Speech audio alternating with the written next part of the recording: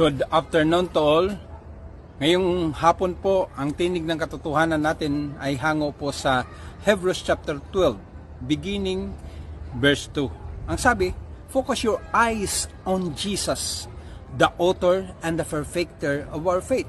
Bakit kaya sinasabi ng author ng Hebrews na in-encourage niya yung lahat ng mga readers o mga Christian na nakatuon tayo kay Jesus? Kasi nga po, pag nakatuon tayo sa mga bagay sa mundong ito, especially money, talagang maaring matukso ka o maaring lumayo ka o maaring mawala ka sa iyong senaryo bilang yung sa iyong panampalataya. Pag nakatuon ka naman sa iyong kapwa, maaring matitisod ka sapagkat hindi ka magpapatuloy dahil may mga kahinaan o tinatawag na ang ating kapwa ay katulad din natin ay mga kasalanan.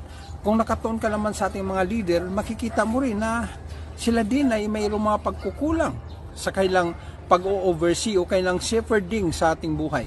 Kaya nga, in-encourage ng Book of Hebrews na ituon lang kay Jesus. Bakit?